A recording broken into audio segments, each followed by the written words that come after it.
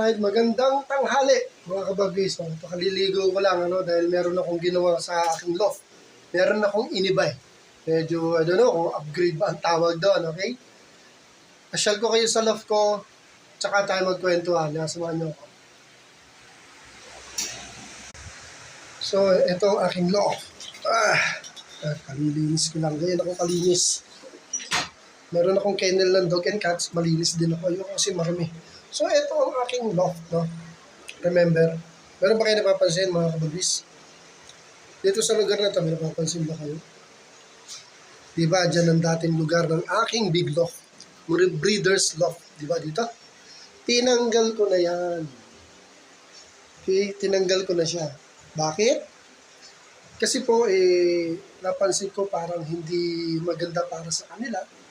Yung ventilation, nakakulog sila dito, tapos sa sahig may mga pebbles, naiibon yung dumi.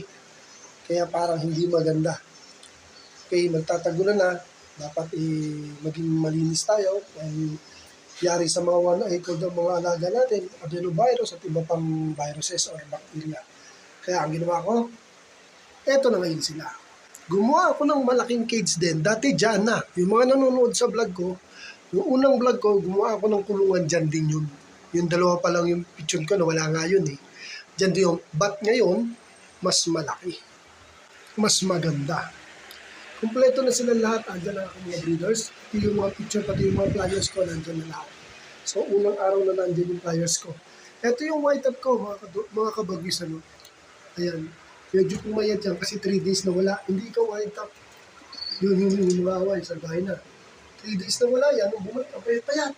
Tapos nakapupungol siya dito, ayaw niyang bumalik. Kung nagkasakit, dahil inabutan ng ulan, remember, nag-uulan.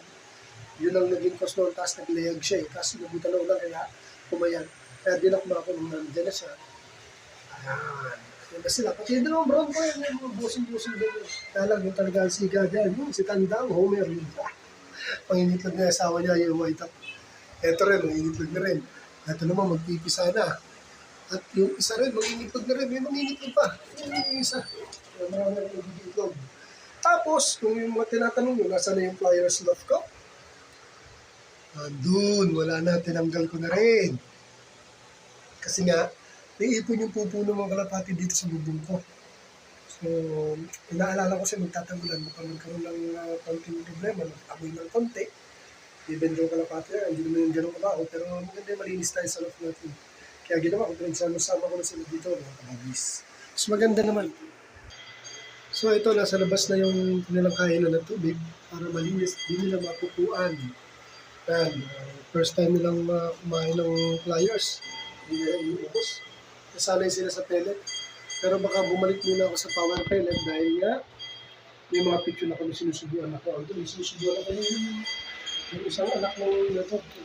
Hindi na nila sinubuan nung lalo na nung inakat ko. Hindi na ito, hindi na talaga sinubuan nung ginawa ko. Kaya magbabalik muna ako sa pellet. Pellet, wala natita rin.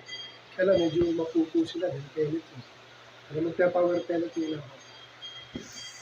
So ayun mga kabagis, in-update ko lang kayo sa aking bagong lock. So, pagod ako eh. 3 days ko ginawa yan. Hindi ko nalang muna binablog. Surprise. Okay? So dito, good luck sa akin. Mas maganda dahil isa na lang na bine-maintain kong tulungan. Yun nga lang, medyo baka mahirapan ako magpaamon ng mga YB. Dahil aangat pa sila bago sila makapag-viewing. Pero ganun talaga. Yung matcha-challenge sa pagiging kalapati lover natin. So dito na ako makapag-visa. Lagi ko kaya update. Solid tayo mga player ha. God bless. Thank you for watching.